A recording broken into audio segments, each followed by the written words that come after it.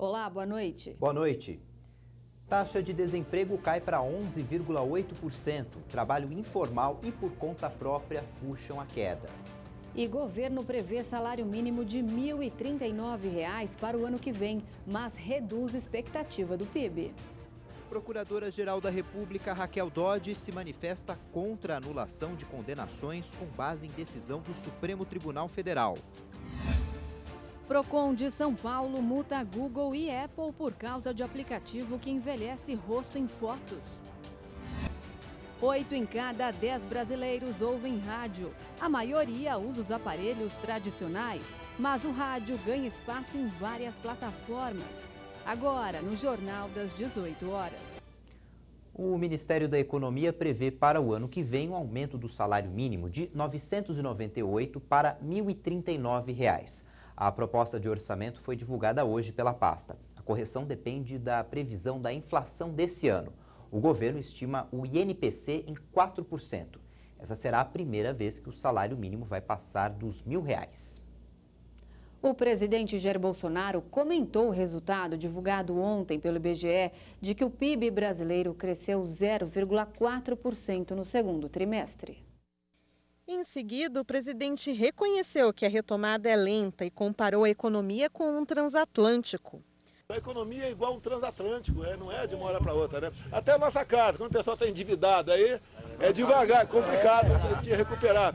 Agora, o que de bom nesses números, né, é porque vem em cima de investimento e não em cima de consumo. O consumo vai vir um pequeno crescimento agora com a antecipação do 13º do INSS. O produto interno bruto do país cresceu 0,4% no segundo trimestre desse ano. E apesar da retomada lenta, este índice impediu que o Brasil entrasse em uma recessão técnica, que é quando o crescimento cai por 3 semestres seguidos. Neste período, a alta foi puxada principalmente pelos ganhos da indústria e dos serviços, enquanto a agropecuária caiu um pouco. O PIB é a soma de todos os bens e serviços produzidos no país e serve para medir a evolução da economia. A taxa de desemprego no Brasil caiu pela 4ª vez em julho na comparação com o mês anterior e já é a menor do ano. Segundo o IBGE, cerca de 610 mil pessoas conseguiram emprego nos últimos 3 meses. E apesar dessa queda, 12 milhões e 600 mil brasileiros ainda procuram emprego. Os trabalhos por conta própria e informal bateram recorde e puxaram a queda do desemprego. A taxa de desemprego do país recuou para 11,8% no trimestre finalizado em julho e a população desocupada ficou em 12 milhões e 600 mil pessoas. Segundo dados da Pesquisa Nacional por Amostra de Domicílios, divulgada pelo IBGE, a taxa é inferior aos 12,5% do trimestre encerrado em abril deste ano. De acordo com a pesquisa, a redução do desemprego é resultado da ocupação de vagas subutilizadas. Isso porque, para não ficar parado, o trabalhador aceita vagas alternativas.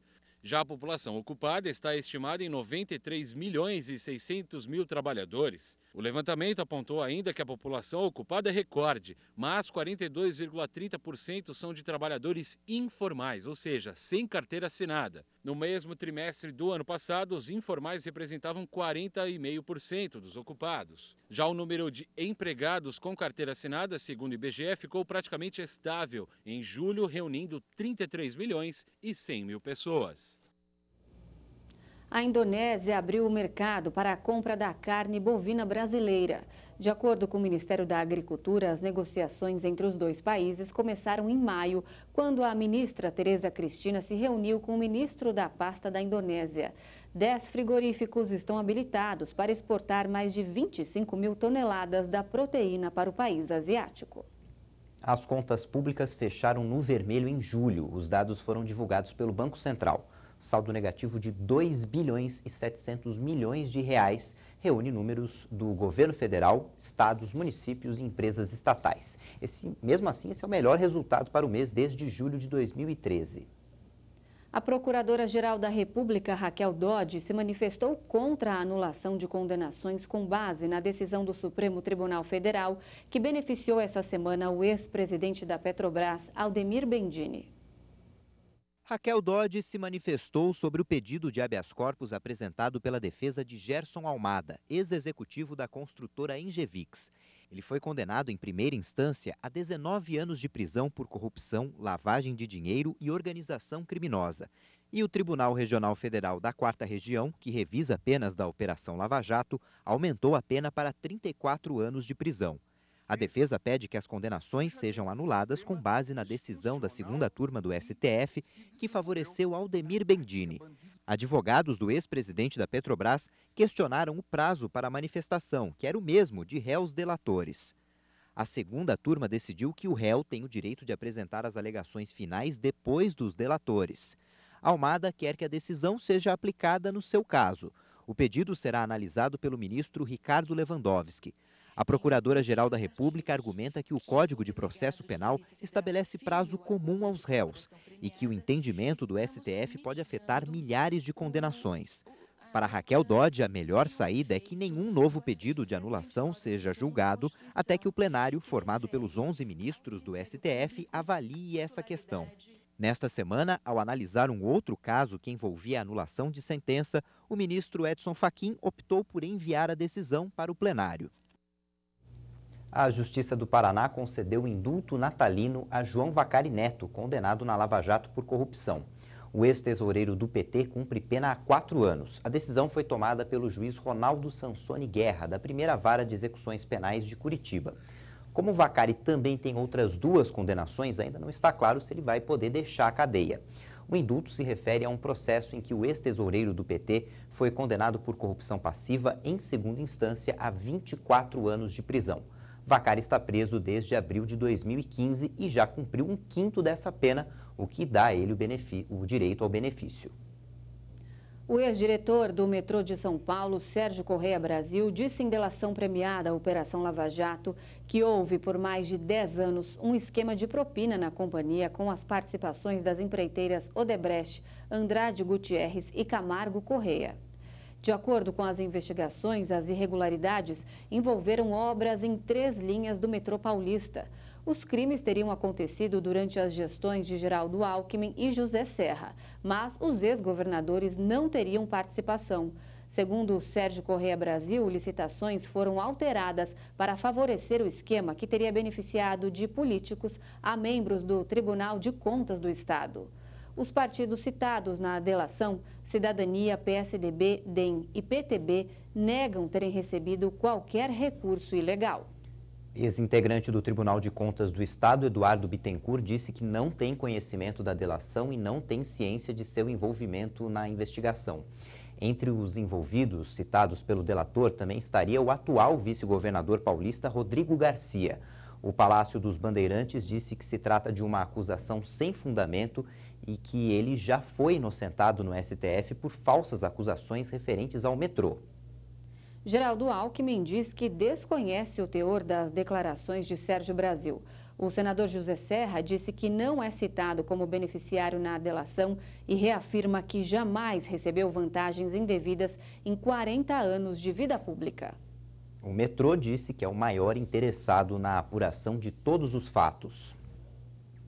O Procon de São Paulo aplicou multas milionárias à Apple e ao Google por violarem as regras previstas no Código do Consumidor. A Fundação Procon de São Paulo multou o Google em quase 10 milhões e a Apple em 7 milhões e 700 mil reais por causa do aplicativo FaceApp, que disponibiliza filtros que modificam a aparência de seus usuários. O aplicativo fez sucesso há alguns meses, mas de acordo com o órgão vinculado à Secretaria Estadual da Justiça e Cidadania de São Paulo, viola o Código de Defesa do Consumidor por causa de suas políticas de privacidade. Segundo o Procon, as 2 empresas são responsáveis por oferecerem o download do aplicativo nas plataformas Google Play e Apple Store. E a política de privacidade e os termos de uso do aplicativo foram disponibilizados apenas em língua estrangeira, impedindo a compreensão por parte dos usuários.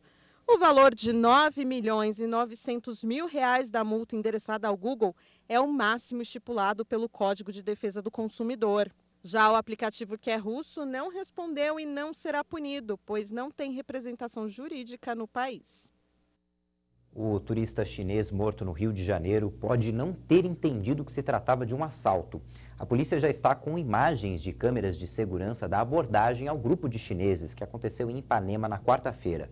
Investigadores acreditam que os estrangeiros não entenderam o que estava acontecendo e um deles acabou morto. O outro foi esfaqueado e está internado. O suspeito preso no dia foi reconhecido como autor do crime. A Polícia Civil fechou garimpos ilegais no Pará. A operação se concentrou em Altamira. 2 pessoas foram presas nos garimpos clandestinos.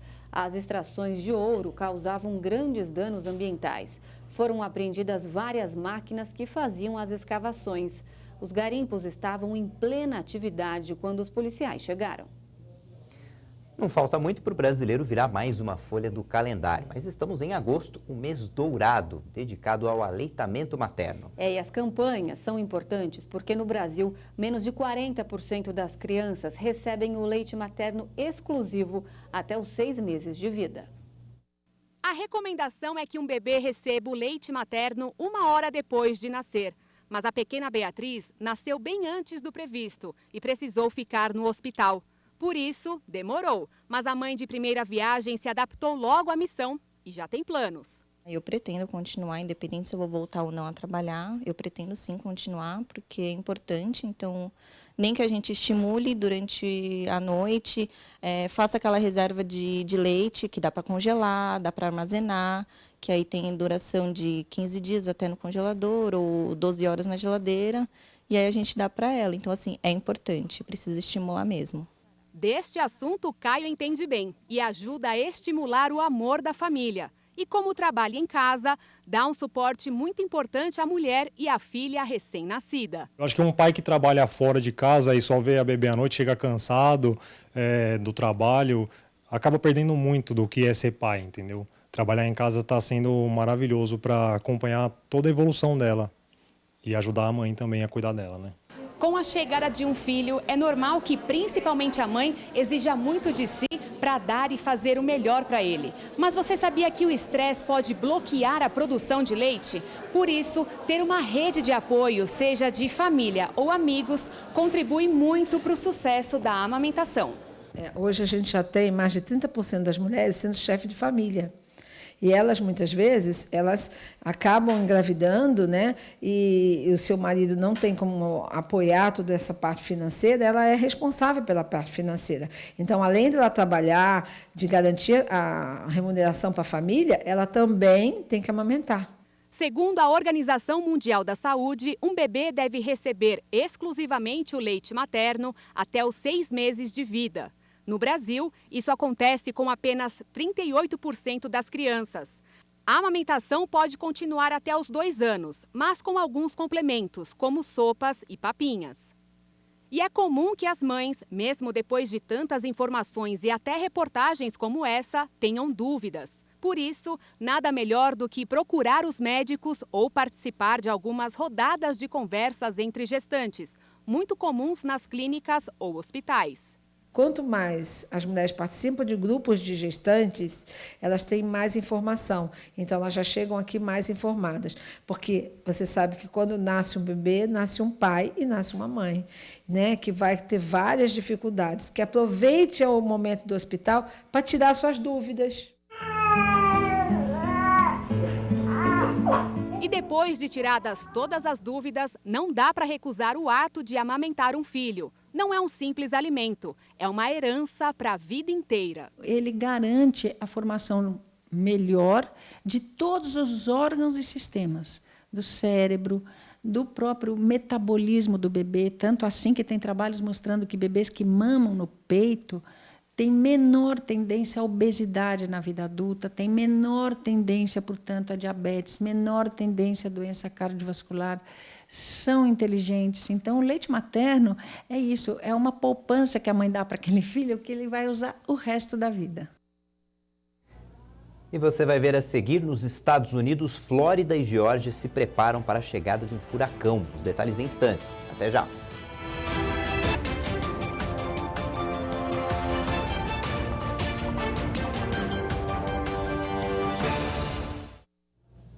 O governo prevê para o ano que vem uma alta no PIB de 2,1%. A expectativa está na Lei Orçamentária de 2020. A previsão anterior era de um crescimento de 2,7%. O ex-governador de São Paulo, Alberto Goldman, está internado na UTI depois de passar por uma cirurgia no cérebro. O político de 81 anos foi ao Hospital Sírio-Libanês no último dia 19 para o tratamento de um câncer na região cervical. Ele passou mal durante o exame e uma tomografia constatou sangramento no cérebro. Alberto Goldman foi submetido ao procedimento cirúrgico de urgência no mesmo dia. A pedido da família, o hospital informou que não vai divulgar o estado de saúde do ex-governador. A Agência Nacional de Saúde Suplementar suspendeu 51 planos de saúde de 10 empresas por causa das reclamações de consumidores. As operadoras precisam agora promover melhorias no atendimento prestado. Esses planos atendem 270 mil beneficiários. Para quem já é cliente, nada muda. O furacão Dorian ganhou força e deve chegar à Flórida amanhã à noite.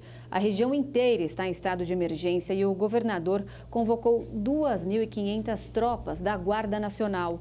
Confira agora em um giro de notícias internacionais. A previsão é de que o furacão cresça à medida que seu avanço se tornar mais lento nas águas quentes perto da costa. Dorian começou como categoria 2, ganhou força no Atlântico e deve chegar aos Estados Unidos classificado na categoria 4. Ainda não se sabe onde exatamente vai ser sentido o fenômeno, que pode ter ventos de até 209 km por hora. O governo declarou estado de emergência em 12 condados da costa da Geórgia e em toda a costa leste da Flórida. O presidente Donald Trump cancelou uma viagem para poder monitorar as reações do furacão. A Venezuela rejeitou as acusações da Colômbia e dos Estados Unidos de que o governo de Nicolás Maduro está apoiando ex-líderes das Farc que anunciaram retorno à luta armada. Ivan Marques, ex-número 2 da guerrilha, anunciou ontem que retornou às armas junto a outros líderes rebeldes. Eles são acusados de narcotráfico e procurados pela justiça colombiana. Há um mês, Maduro declarou que Ivan Marques era bem-vindo na Venezuela. Milhares de pessoas foram às ruas do Paquistão para demonstrar apoio a Caxemira. O governo indiano revogou neste mês a autonomia da sua parte da região. Os dois países governam o território, mas o reivindicam por completo. A Índia luta contra militantes separatistas da Caxemira desde o final dos anos 80, acusando o Paquistão muçulmano de apoiar os insurgentes. O país nega, dizendo que apenas oferece apoio político à região, que considera oprimida pelo governo indiano e suas forças de segurança. A República Democrática do Congo ultrapassou a barreira de 2.000 mortes por ebola. O país foi tomado por uma epidemia com mais de 3.000 casos registrados. O surto atual é o segundo pior da história, após a morte de quase 11.000 pessoas na África Ocidental entre 2013 e 2014. A febre hemorrágica do ebola, altamente contagiosa, causa a morte de até 90% dos doentes. A ativista do clima Greta Thunberg se uniu a outros jovens em frente ao prédio das Nações Unidas em Nova York em mais um protesto em defesa do clima. A sueca desembarcou em Manhattan há 2 dias após uma jornada de 2 semanas pelo Atlântico em uma embarcação com emissões zero. A jovem se tornou um símbolo mundial na luta contra o aquecimento global. O rádio brasileiro continua no gosto do povo, mesmo em tempos de internet e redes sociais. São os embalos de todos os dias que começaram nos tempos dos radinhos de pilha e agora passam pelos podcasts. E essa história vai continuar. Em Brasília, 19 horas. Esse início de programação é acompanhado há muito tempo por várias gerações. A programação das rádios é eclética, cobre as preferências de A a Z da população. E os ouvintes dizem que passam, em média, quase 4 horas com o rádio ligado. Os picos de audiência são no período da manhã.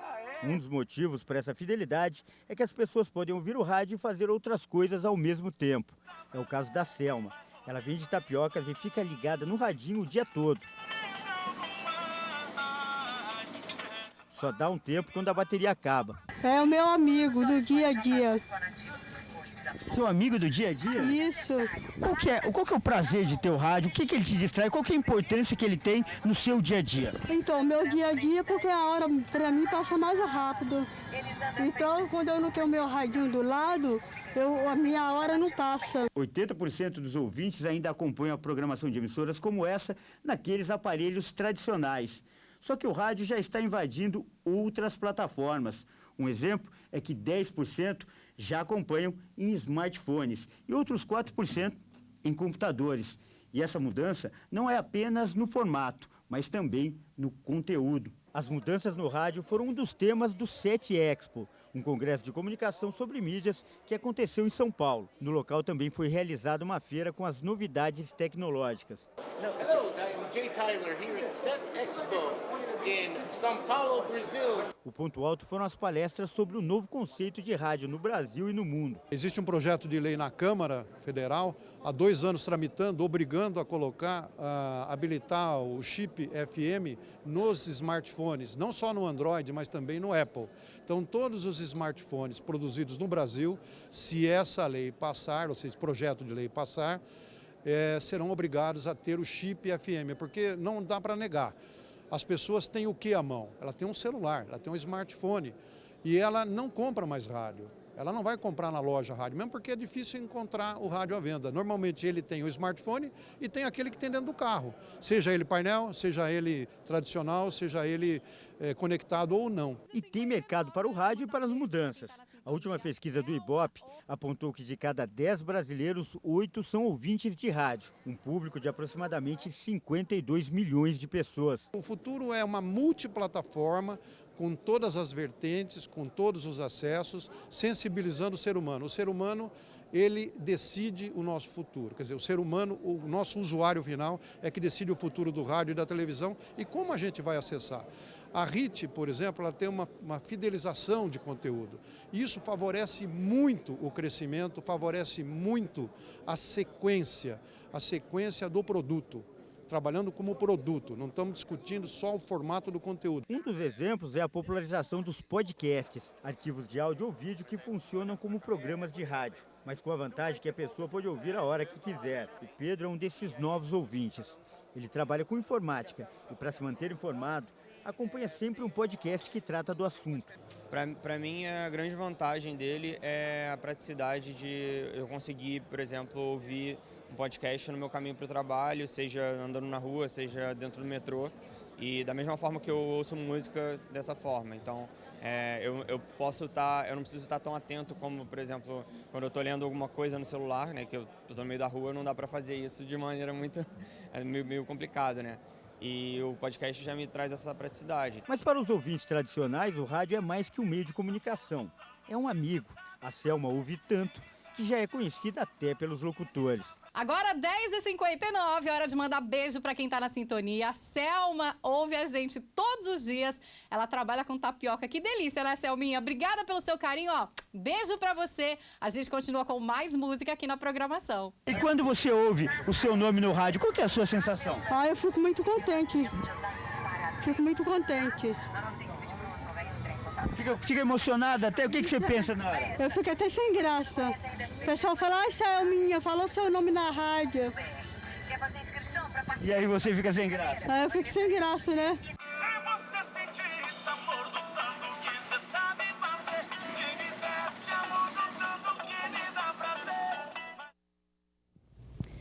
E você viu hoje que a taxa de desemprego no Brasil caiu pela 4ª vez em julho. O índice é de 11,8%. São 12.600.000 desempregados. O trabalho por conta própria e o trabalho informal puxaram a queda. A gente termina a edição de hoje com as imagens de três filhotes de tigre de Bengala que nasceram em um zoológico do Peru. A pedido do prefeito, o pequeno felino branco foi batizado de Lima, em homenagem à capital peruana. O zoológico lançou uma campanha nas redes sociais para nomear os outros 2 filhotes de cor amarela.